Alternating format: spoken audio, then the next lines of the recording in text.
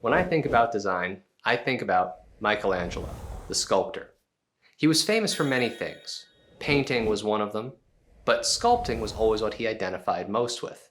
In fact, he signed his paintings, Michelangelo, sculptor. Why was he so focused on this particular medium? It's because he became famous for the approach he took to design. He believed that inside of every block of marble that he would carve, the design he wanted to create already existed. His job, in his view, was to chisel away all that didn't belong, to reveal the sculpture within. I'm sharing with you this piece of context because this is exactly what we mean when we talk about good design. Now, design from hundreds of years ago and design in the digital age manifest in different mediums, but the principles are the same. What we do is we take an abstract idea and we give it physical space. In Michelangelo's case, we take the concept of his art, the emotions he wanted to convey, and he gave it physical length, width, and height in a sculpture. You, as the designer of digital content, will give space, width, length, words, no words, images, white space to your content. Your content we often think about as the written words, but content is synonymous with substance. And substance is what we are taking abstractly and bringing into the physical space. All of this is to say that design is a visual communication strategy. It lets you take the substance of what you're trying to communicate and give it a physical space. Keep this in mind as we talk more about why it's important to implement good design and how you can do it for your own brand. Why is good design important? This is probably the most common question that content creators ask. If I can come up with good substance, design just colors in the spaces, right? It's just something you add around the outside. But if we think about the way Michelangelo approached it, that reductionist, the minimalist approach, it really isn't something that you add, it's something that you need to deliberately reveal. When it comes to the importance for digital performance, clarity beats cleverness. Now we know this from how we write our content. It matters more that the reader understands than we feel good about how we worded something. The same is true when you consider how you present the UX for any digital space that your content lives within. You need to be able to clearly have the viewer, the visitor, understand what it is they're looking at, to be able to navigate it like they already have seen it, like they're remembering something they've never seen before. If you can do that, what happens is they have a longer attention span. They're more willing to read. It feels like there's less friction in their experience. And when it comes to UX, less friction is the ultimate goal. If you can reduce friction in your UX through good design, people will not only consume more of your content, they will be left with a stronger positive impression, have lower price sensitivity, and increased loyalty. They'll be more trusting of what it is that you say. All of these emotional factors are done non-verbally through the space that you include or the space you don't include in between elements of your design. If there's one thing I've mentioned in this course before that really comes into play when it comes to design, it's that people don't have time. They have options. This is never more apparent when it comes to poor design. Confronted with poor design, even if you have the most impactful, helpful, and relevant content, people will not spend the time to navigate and understand and consume it. Because people have options, because people are more educated when they enter the buying journey than they've ever been before, people have likely seen a lot of different digital real estate, different interior designs, if you will, of different spaces, websites, different types of content. They'll know, even if they can't articulate why, a piece of content either hits home or misses entirely. The goal here is to make sure that your design complements enhances and elevates what you've created in your content, enhances the writing that you've done. Otherwise, if it's not adding, it's detracting. We need to make sure that we remove all the superfluous to reveal the proper design that brings this abstract idea of your content into the physical space. Now, strong design will enhance strong content. Strong design will not make up for poor content. If your content is not good quality, you cannot wrap it in great design to make up for it. This lesson is not meant to imply that you can do better design to replace bad content. You simply cannot. That said, bad design can destroy great content. I mentioned before, if they have bad design, a user can bounce because they have options. But this happens in spite of excellently worded, well-ranking content that directly answers their queries. This is why, if I can impress anything upon you in this lesson, to not underestimate the importance of design. Now, there is one age-old debate when it comes to design and copywriting. Which comes first? That is the question. If you ask 100 different marketers, you will get 100 different answers and justifications. But the general prevailing theory is that substance must come first. And what I argue as a middle ground approach is that you should create the substance of your content first, but when you explore implementing it, how you will visually stylize, space, and structure that content, that should be done alongside your design team or your design thinking if it's all in one person's job. Create the content substance first, and then when you talk about or consider how to implement it in whatever form of digital content you're creating, think about design alongside it. This is an important step to make sure that the design is not superfluous, but supporting, not detracting, but elevating. The key takeaway is to make sure that you design for the substance. Don't try to put substance into a design. So we've talked a lot about why design is important.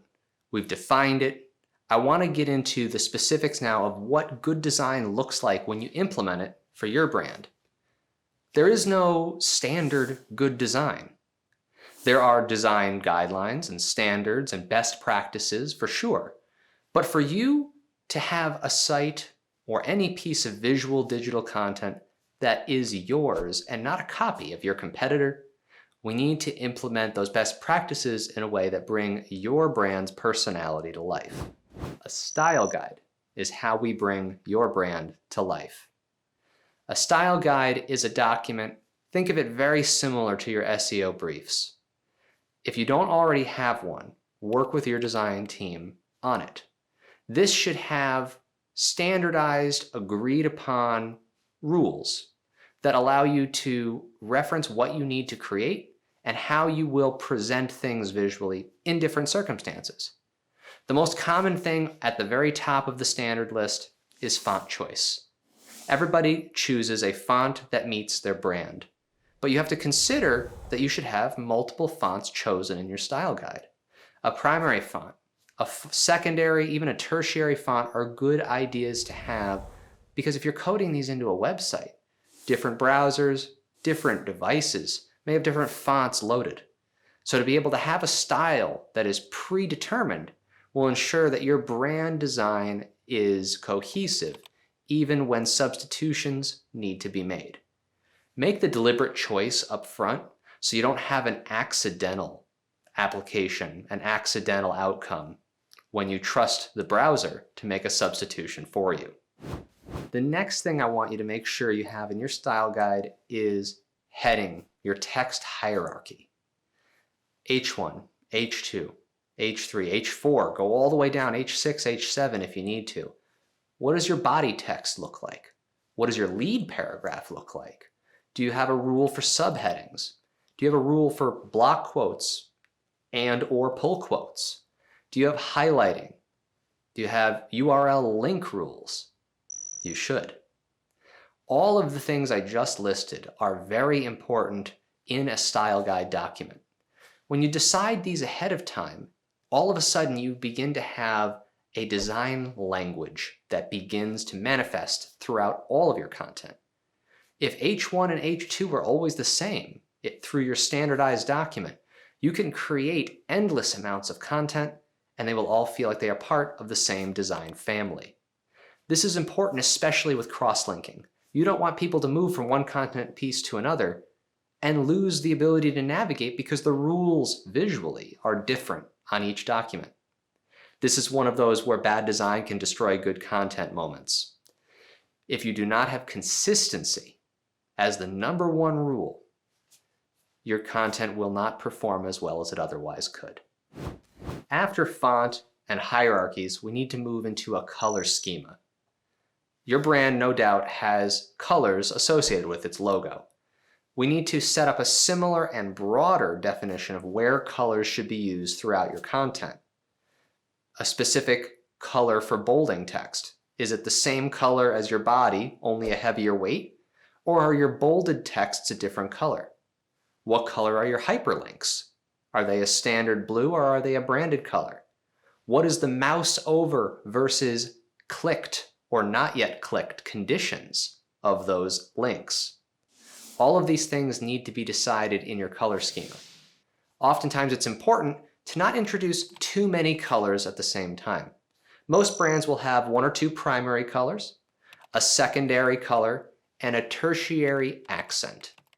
This third category is used in rare instances for UI elements or specific text characteristics that allow you to make sure that you have an option for different colors so you don't wind up with a monotone site, but you don't also wind up with a carnival effect where you have all the colors of the rainbow appearing in different places. I like to recommend that you consider how your content will be read. If your site is, like most sites, on a white background, consider the amount of contrast that is available between some colors. Black on white is classic, but it's a very stark contrast. A slight, even 15% reduction in black to make it a dark charcoal gray is just as easy to read, but not as harsh on the eyes. If you want someone to dwell and read deep content, you don't want their eyes fatigued. Navy blue is also a good choice, very dark navy blue, where it appears almost black. Of course, blue and gray have to work for your brand colors. So hopefully you have a consistent style guide established for what your logo and overall site and company brand should look like. Build off of that. All of your content should look like an extension of your primary brand representation. Everything you say should always sound like it's from your brand, and when it comes to design, everything you create should always look like it's from your brand. The final aspect of visual style guides is image and graphic rules. You should create a framework for how you represent complementary images, infographics, charts, and other visual elements in your content. One of the main things people overlook that you should start with is a constrained number of aspect ratios. If we allow any image of any shape to pepper throughout the content, they all feel disjointed. It feels a little elementary, a little heavy-handed in the design. You want to look as impressive as your content is authoritative. To do this, I recommend choosing 3 or 4 aspect ratios at most, and set rules for when and where each aspect ratio should be used. For example, a 1:1 ratio is a classic square. We've become very comfortable with this size ratio from social media. This would be a very useful size for different tiled or card elements in your content. A popular size is also a 4 wide by 5 tall. This allows you to get a portrait ratio without something stretching extremely long, because on mobile, taller than 4 to 5 winds up becoming a majority screen real estate scenario where your written words are pushed off entirely. Another popular size is a 1:2, 1:1.9 as a wide landscape style. This allows you to have a wide image graphic that can punctuate in between paragraphs and on mobile winds up going edge to edge very nicely. Whatever aspect ratios that you choose, select guidelines that you will be consistent with. Throughout the entirety of your site, or blog, or white papers, be consistent with these aspect ratios. Set rules. Maybe if you have an alternating side content element where you have an image and text, and then text and image, these should alternate between 2 aspect ratios rather than all 4. Perhaps all tile elements or cards in your UI will be square regardless of where they appear. Perhaps you'll set your content to perform with landscape on mobile, but square and vertical on desktop. You decide these rules with your design team, but when you do decide on them, make sure you execute them consistently. Once again, design consistency here is key. Font choice, text hierarchy, your color schema, and your aspect ratios of your images. All of these things are key parts of a style guide. The last piece of your graphic and image rules should be how they are framed, if at all, and any accent colors you apply to them. Oftentimes, images in a minimalist design will simply be the image, but that needs to be defined as part of your rule. Perhaps you have images with elements that are behind them. Perhaps they have a parallax effect. Perhaps they have a color overlay where there's a transparency of your brand color on top of the image. All of these things are excellent choices to help differentiate and bring your brand personality to light. Do it consistently. Much like any other element of UI, make sure that you set up some rules so that any color overlay that you put on your photos is consistent based on aspect ratio or placement, and any framing or absence of framing is defined clearly so that across all content, especially ones that are cross-linked, customers understand and visually recognize exactly what they're seeing and where they need to go. The last piece of your style guide needs to be your CTA rules. Calls to action are obviously one of the most critical elements of our SEO content. We draw people in, we speak authoritatively, we win mind share and authority. What we do with that is bring them to some desirable action. Maybe it's a subscription, a download, booking a demo, or purchase now. Call to actions can be text, they can be buttons, and especially when they're buttons, how we represent them needs to also be defined. There are standard UI elements built into any design kit for a web developer, but oftentimes a call to action button is a perfect chance for you to bring out the personality of your brand. You are asking for something in a call to action when you are giving information freely in your content. Make this moment extremely personal. Make it extremely easy to understand what you're asking to do so that the friction is extremely low. I like to consider branded coloring as a way of bringing throughout the brand personality into your calls to action.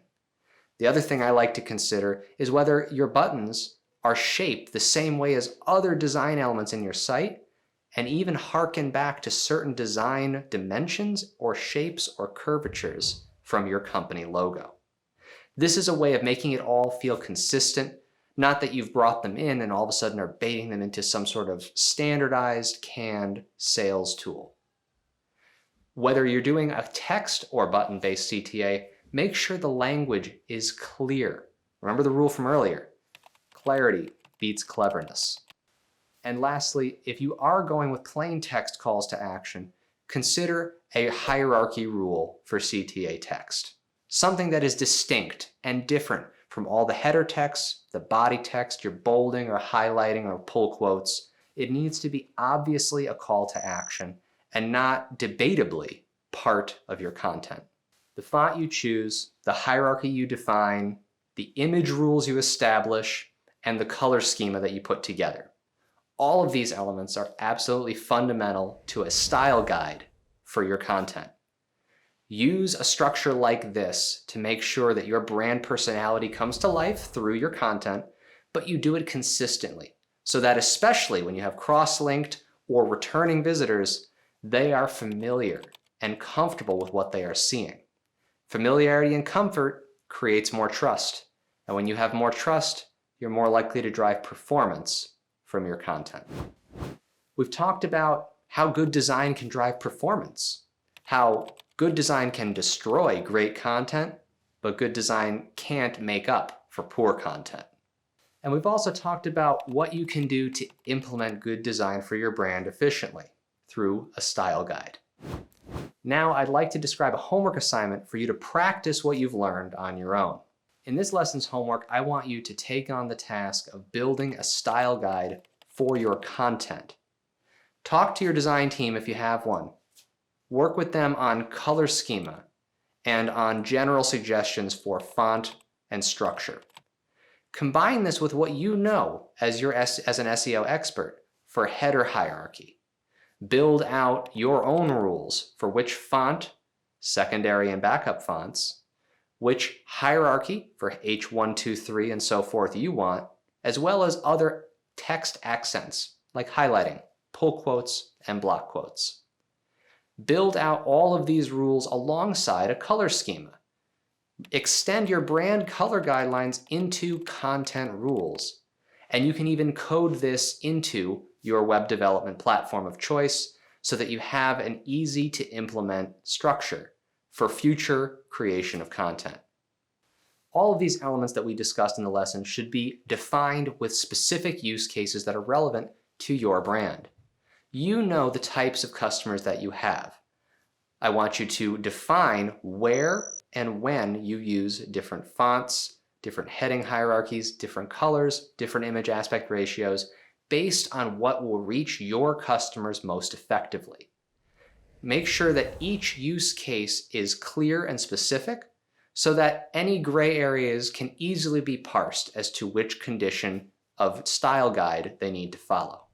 When you have finished this style guide, compare it to what you have already implemented in your content.